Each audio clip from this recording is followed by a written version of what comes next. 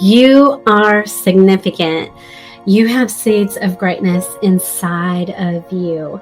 You are not on accident. You are on purpose. You are here for a very divine, special purpose.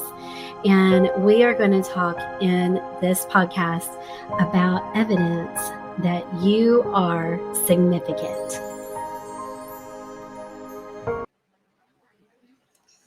Welcome to You Are Significant. I'm here today with Raynea Wallace, and I'm so excited for this episode of the podcast You Are Significant because Raynea and I went through Mastermind together with Brooke Hemingway, and we both joined. We were both one of the last 12 that she was taking.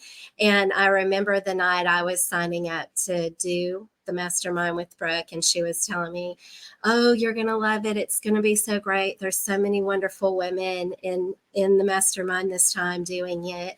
And I just chatted with a lady named Raynea, and she signed up to do it. And I know you're going to love her. So I'm so excited that you're doing it too, Brooke said. And so that was kind of my first tidbit of a little bit about Raynea. And I was just excited to meet her at retreat and go to Align and go to our first mastermind retreat. And I definitely have enjoyed and not just enjoyed, like, hearing Raynea's story. Your story, Raynea, has been so inspiring to me. Your perseverance and your determination and just your grit and resilience and how God has shown you your significance. And so I'm excited for you to be on today and share your story with us. Oh, thank you so much. I am so excited to be here with you and to share my story. And yeah, that was such a fun time of all of us together at the mastermind and just connecting and getting to meet wonderful women like you. So a little bit about me. I have 8 kids, and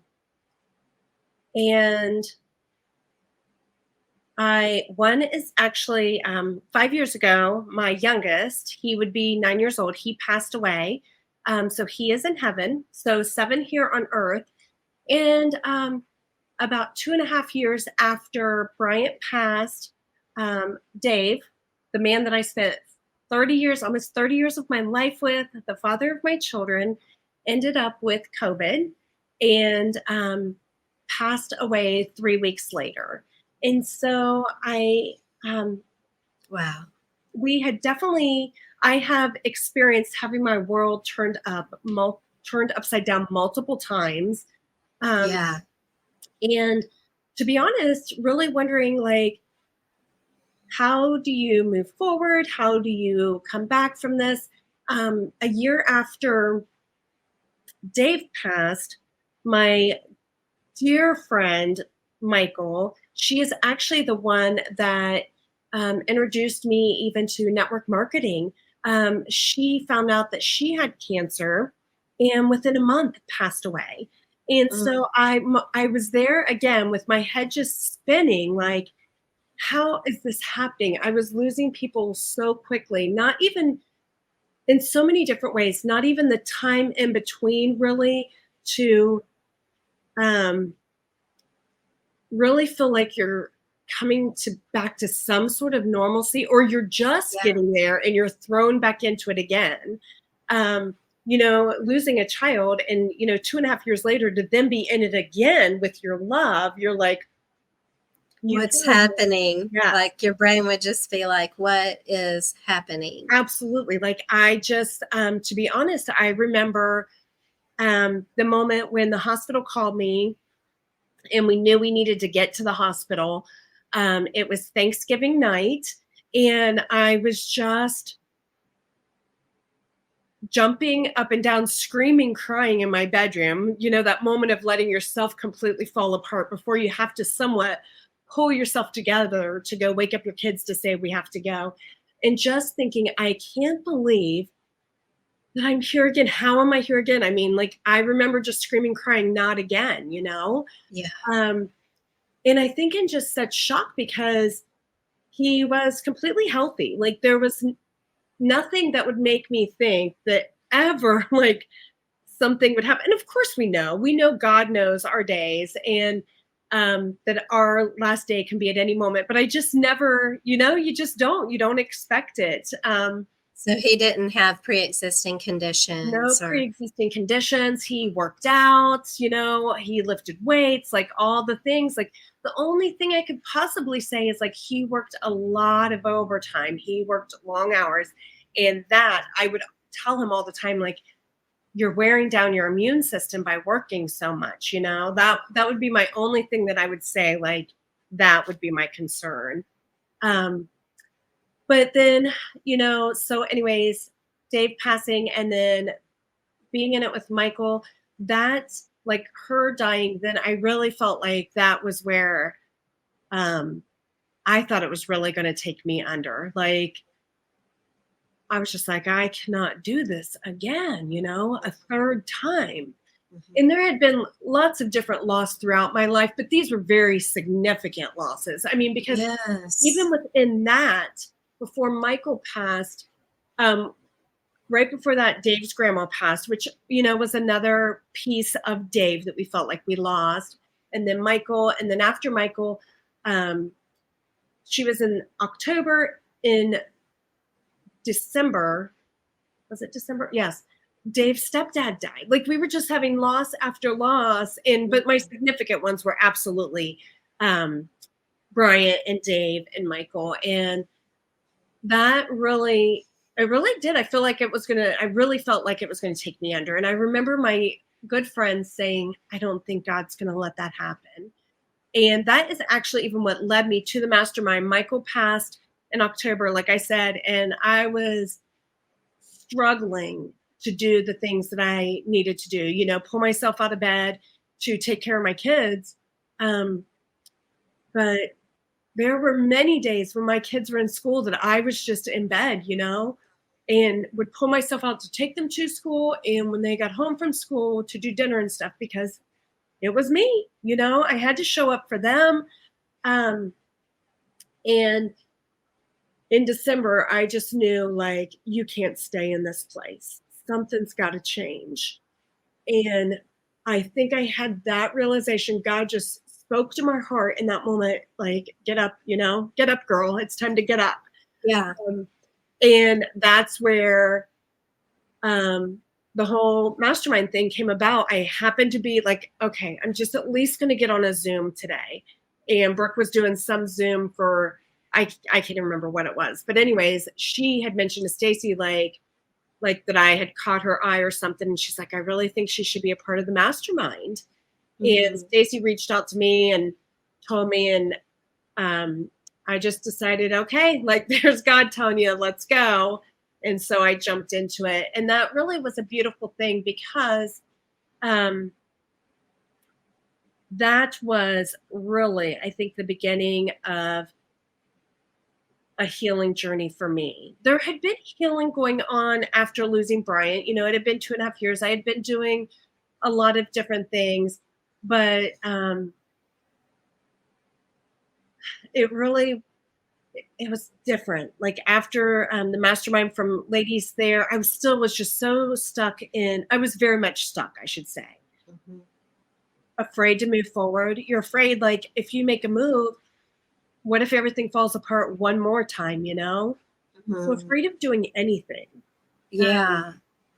I Did mean, you somehow feel like, uh, I mean, that I have not been through that much loss myself, but uh, part of what I've heard said is that, even like when a child's parents divorce, they feel like it's their fault. They did something wrong.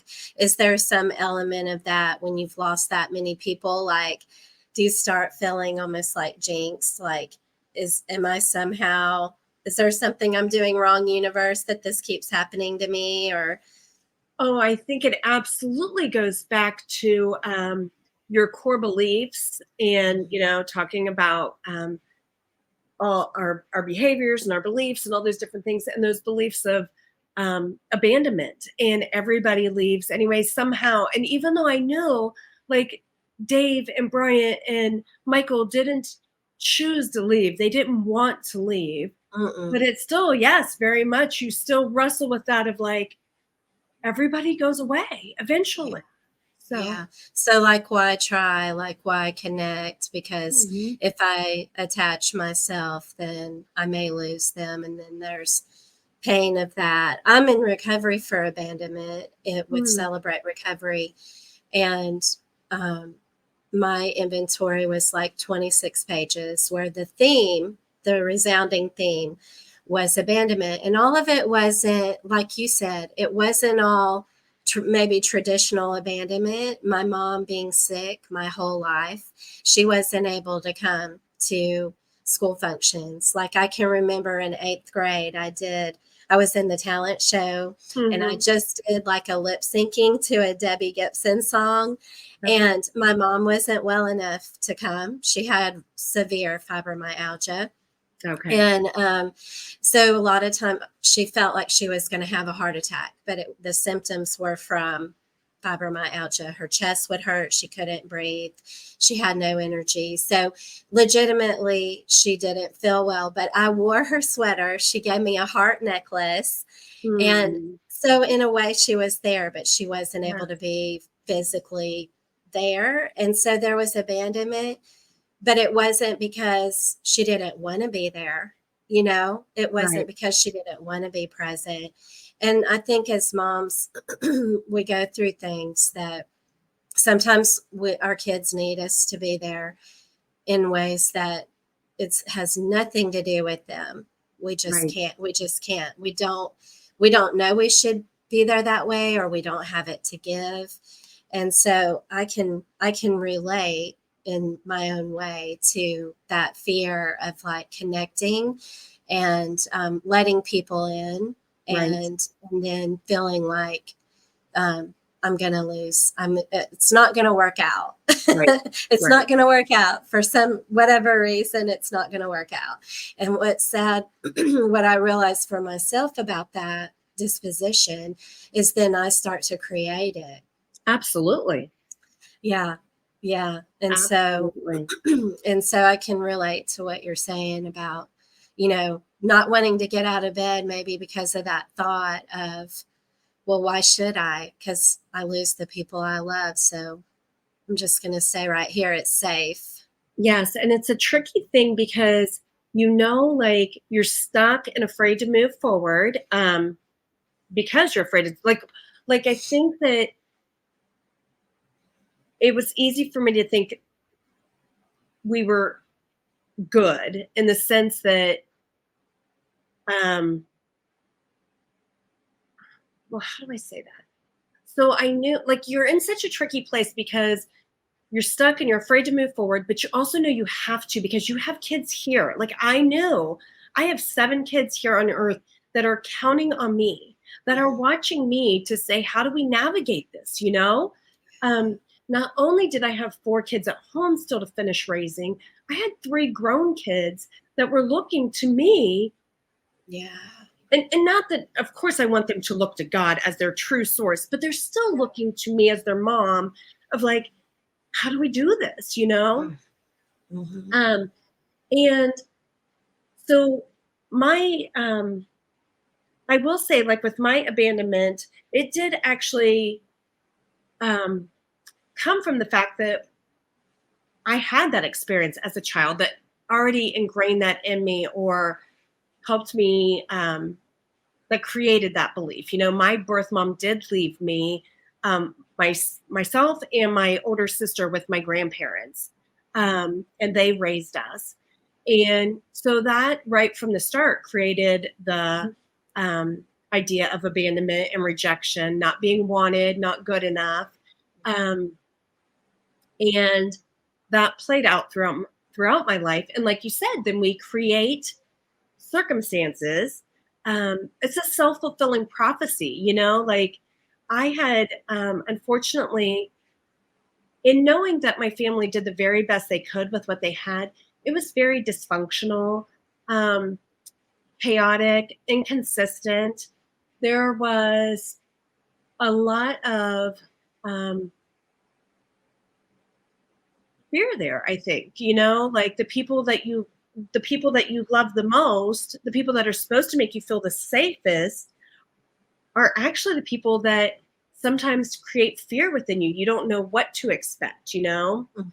So that definitely played out within my life. And Yeah, sometimes the people that we need to be there the most can hurt us the most. So, absolutely, and I absolutely, could see where, since that was your circumstance, that your birth mom left you to be raised by your grandparents, that was also convicting you even more as you were stuck in bed and you were like, I cannot abandon my own children the way maybe you felt abandoned absolutely, by your mother. You didn't want to repeat that with your kids on in a different circumstance, but create that same feeling. absolutely. I know, even growing up as a teenager, I remember thinking, I will never be a mom like that. Like, I will never, like, even with my grandparents and the chaos and dysfunction there, like, I will never have that life, you know, like, I'm not going to be that mom. And so that really was my whole passion, my whole life was just to be a mom and have a family. And in I think I spent my whole life trying to create that life that I never had as a child that I so desperately wanted. And so then I was trying to create it in my, you know, into my adult life, into reality now. And that very much became my mission. And so, yeah, you're right. Like, you know, like even when you're laying in bed while your kids are at school, like I knew, like, okay, first of all, pull yourself out of bed now. You got to go get your kids and show up for them for sports, for dinner, all those different things. Um, but I knew I couldn't stay stuck there in that place. I knew they deserved more. I knew I deserved more. And I knew that that isn't what God was calling me to. Mm. So, um, You still had a purpose to serve. absolutely. You still had significance to you. God put seeds of greatness in you. You have, we are created with that significance inside of us.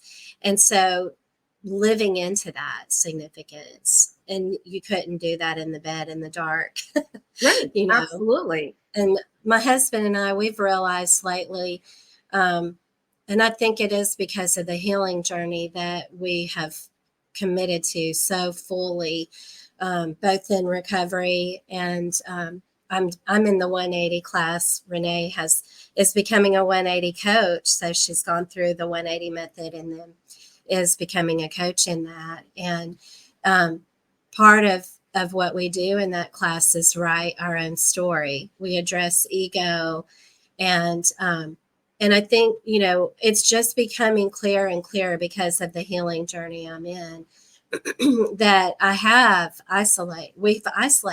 isolated.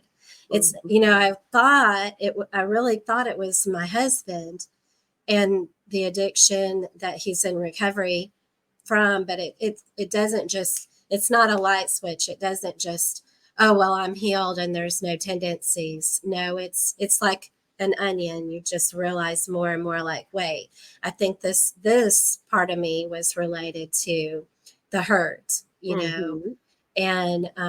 and maybe the habit and maybe the hang up. And so just realizing, wait, this is not even all the isolation of not having friends over much, not inviting friends to go out much, like being connected to so many people, but keeping everyone sort of at a safe distance so that Absolutely. there isn't the abandonment, there isn't chance for more hurt. Um, and also, I think on the addict side, you know, of course, you don't want people to know there's the guilt, there's the heaviness, the darkness, the like, just don't even see, can't even really see, like, wait, I'm not getting outside of myself. I'm not spending time with other people. And so then as we begin to do that, it's scary. Mhm. It's, I know that sounds dramatic, right? But it's, and so every interaction that we have with other people coming out of extreme grief or coming out of addiction and codependency is like this huge victory. Absolutely. Do you feel that way, Raynea? Absolutely. The thing I think I've seen, and actually, Alejandra and I were just talking about this.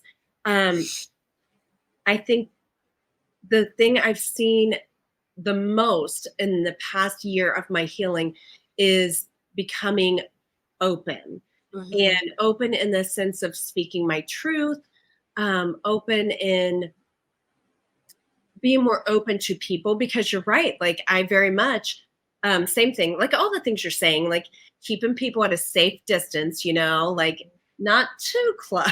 Yeah, Because too yeah. close feels really vulnerable and scary and uncomfortable, right? Mm-hmm. And learning and growing into that and stepping into that of, um, allowing that, being open to the vulnerability. Mm-hmm. And because I will say, in all that we're keeping ourselves safe by, we think we are by keeping people at a distance, we're keeping all the beautiful good things from ourselves too.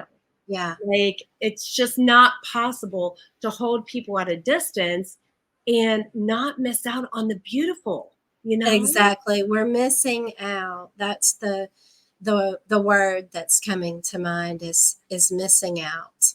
Yeah. And I think sometimes if we can just boil it down to some key words or phrases that will help us to, we can journal that. We can journal it and say, you know what?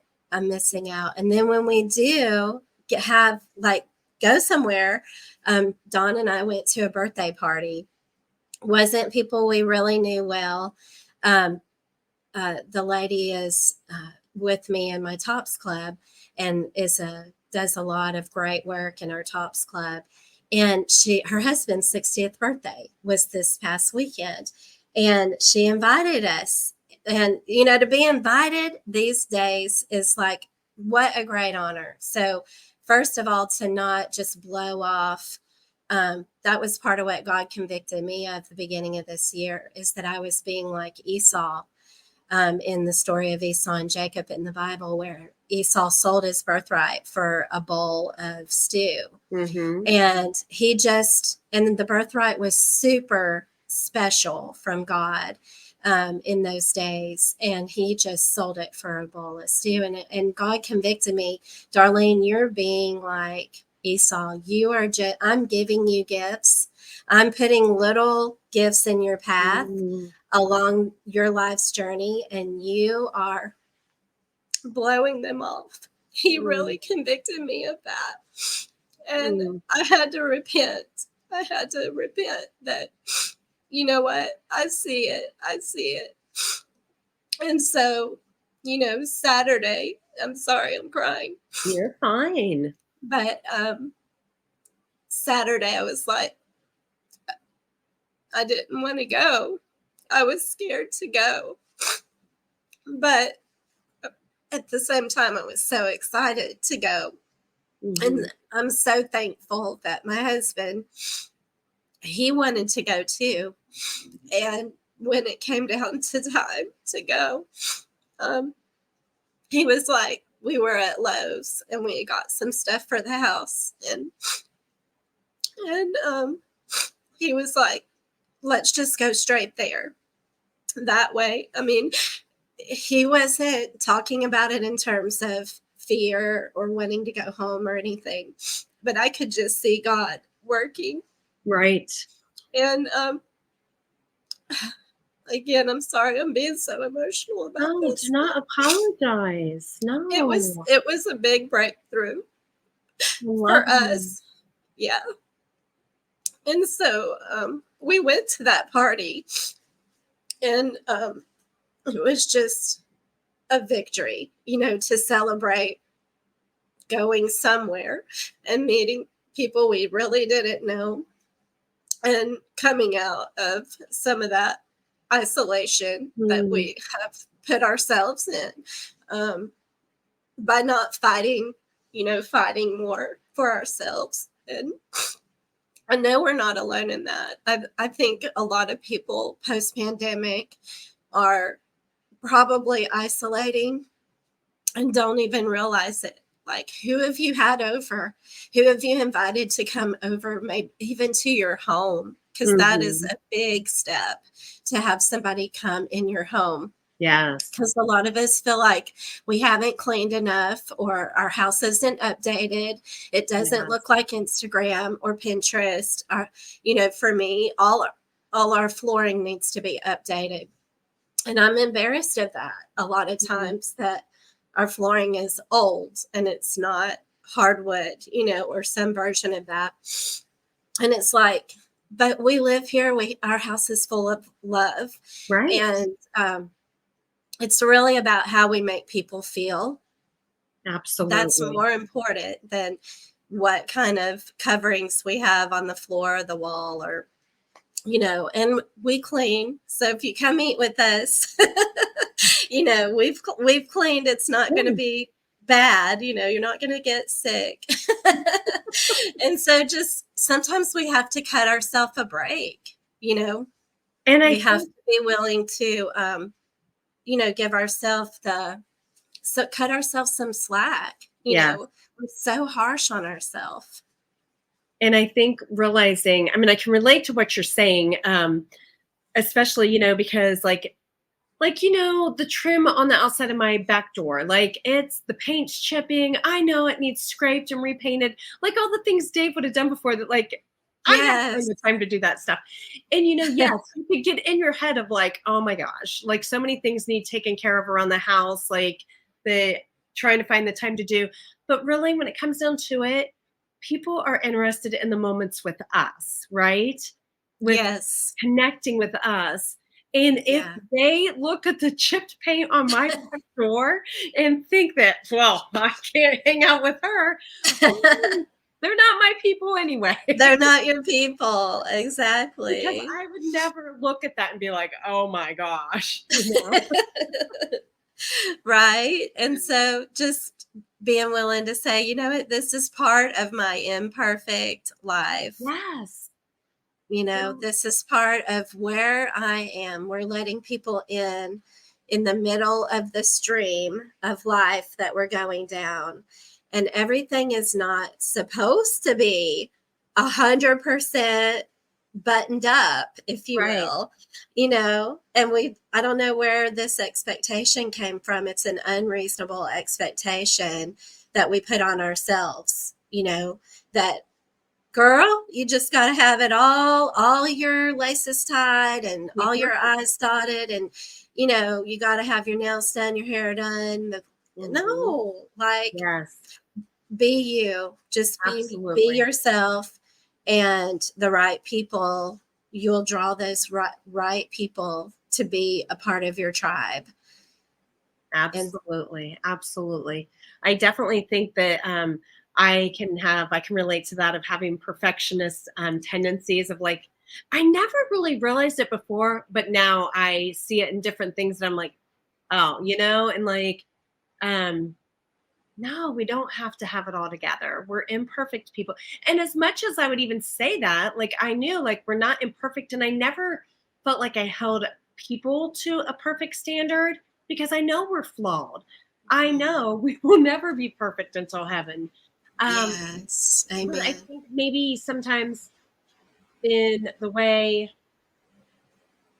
well, a perfect example, I had created a reel and I made a typo on it and put that something about me being 52 years old. And I got it all done, posted it and everything. And then I realized, wait, I'm not 52, I'm 53. And so my perfectionism there would have totally taken down that reel, deleted it, and redone the whole thing and fixed that. And I was like, no, I am not, And Mm. so I just edited, because I could edit in the description. I realized I'm like actually 52 or 53, not 52. And my perfectionism would have totally had me delete that, but I'm not going to worry about the perfectionism. I'm just going to leave it. The Mhm. message was there. What I wanted to say was there. And that one number did not need to be changed to Yes. change the point of it. And to show like that you can put yourself out there and make mistakes and be messy and not perfect. Yes, yes, So 100%.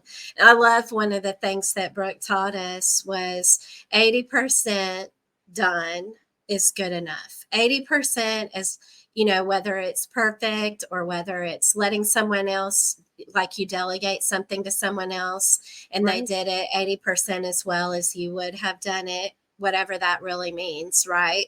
But our expectations met at least 80%. That is good enough. Absolutely. Let Absolutely. other people in, let yourself in. Sometimes we're not, it's almost like we're not letting ourselves into our own life. Like if Right. you had deleted that reel, you would have just like deleted a part of yourself where you took 30 minutes or an hour or whatever you spent on that reel, and you wouldn't have even really been letting yourself into your own life. Right. And it still reached people. I still had people that had experienced loss that messaged me from it. And so that was, it still reached the people it needed to reach. And Yeah. conversations were started about loss and grief and stuff from that. So God still used it. absolutely. The with whatever little But isn't that God anyway connection. that uses our imperfect, messy lives to Mhm. reach other people? Yes. Like He didn't create us to be robots. He knew we were going to be imperfect. He knew right. before he even started, before he even took the dust and created Adam, and then the rib and created Eve. He knew because Yes, he's omniscient. He knew everything from beginning to end, and yet he still wanted us. He absolutely. still wants us now, and he's still proud of us as our heavenly father. He's still taking what we do and using it for his glory, for his to spread and further his kingdom. He can use it all. If he Absolutely. can use evil people, like the story of Pharaoh, and with all the 10 plagues and everything, and he still used Pharaoh to accomplish his will. If he can use evil people to accomplish his will, then he can use us who are trying to do what's right and follow him. Absolutely. Absolutely. That's comforting, isn't it? It is. It is. And I think even in realizing that of like him using all of our story, using our imperfection, but then also using all of our story, like my story now of, losing so many people that, and I'm not going to say it wasn't hard to walk through that. Of course it was. I just shared with you how hard it was, like I really just felt like the last time I was like, felt like it was going to really take me under, but realizing God was using all of that for something so much greater. And although walking through it is very hard, when we can look at it and know God uses all things for his glory, for the ones that love him, knowing that he was using my story for something. And so now I can look back on it. And of course, there's still moments of grief. Grief doesn't just magically go away. Um, but knowing that it was for a bigger purpose and everything that has happened has been for me. And I think that's a beautiful place to get when you can look and say, it had to be this way. Like, even the fact that my mom left me um, and chose to not raise us. She went on to get married and have another child, never chose, even like when she was established, to be like, okay, I want my girls to come live with us now. Um, it had to be that way because that created in me that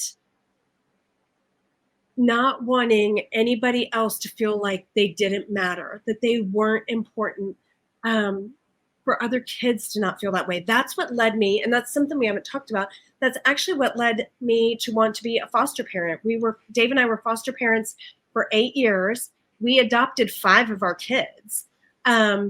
So Wow, I could that's look so at cool. that and say that it had to be that way. That's Hmm. what put that desire in my heart to not have other kids they feel like they didn't belong or they weren't loved or somebody didn't want them. I felt like that was the most beautiful thing to say, I chose you. We Yeah. didn't give birth to you. I mean, yes, I've had my biological kids that I've gave birth to, but we literally chose you. We chose to adopt you. We chose to say, please be a part of our family, you know? Mm-hmm. So I think that that is a beautiful thing. And then to see, you know, Bryant passing and Dave, and now to be able to use my voice to help other people that have experienced grief and loss and aren't really sure how to navigate it, and to be able to even come alongside them in some way, whether that's through the podcast or through my coaching, you know, like that is actually my clients now. It's my clients are dealing with loss. And so using my story to help them. So I think that that's a beautiful place when you can get to um, forgiveness of all the different things that have happened throughout your life and saying there really isn't anything to forgive because it needed to be this way. This was the way God knew. Like it needed to be this way to fulfill what He had for me to do. Yeah, seeing the gift that has come from the trial, from the hardship. Right. You know, what other people outside looking in might say, well, your mother made a mistake. She made a mistake. But then seeing it, no, this was on purpose for a purpose, and it really was for me instead of against me. Like you said earlier, this was for me, because then I've taken what I've been through and now I'm serving others. And that is just so beautiful to take and we all have that choice, you know, as if you're listening to this podcast, you have that choice. You have the choice to take your pain and your hardships and your trials and even what you're dealing with now and begin to look and see, how can this be my gift?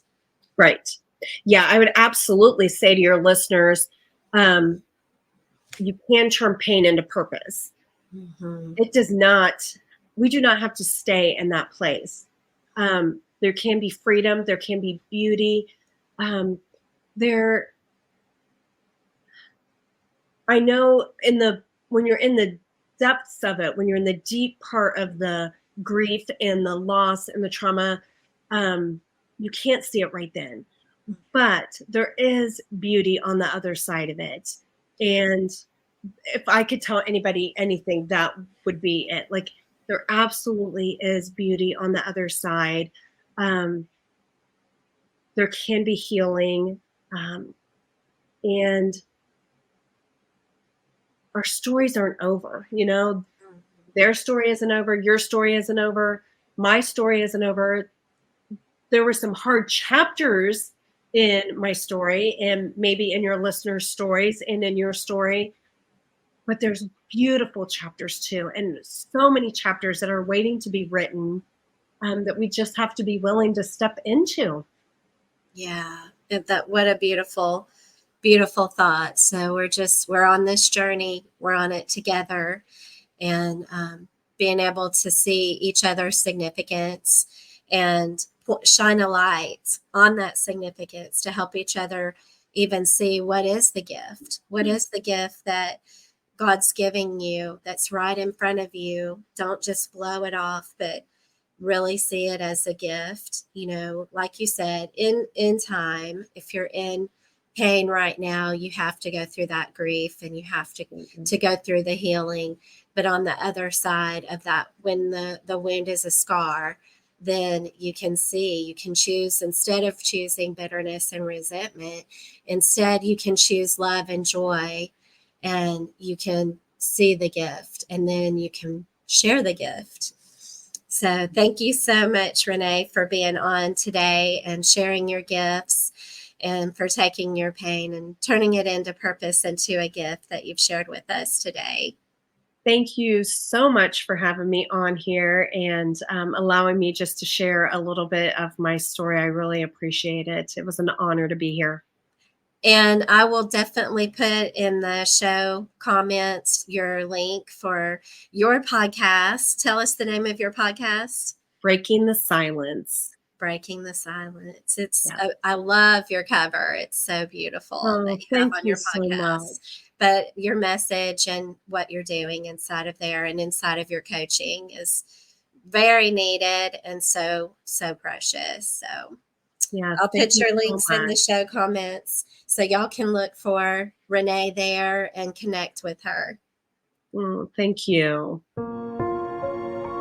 Thank you for listening to You Are Significant. Please leave us a review.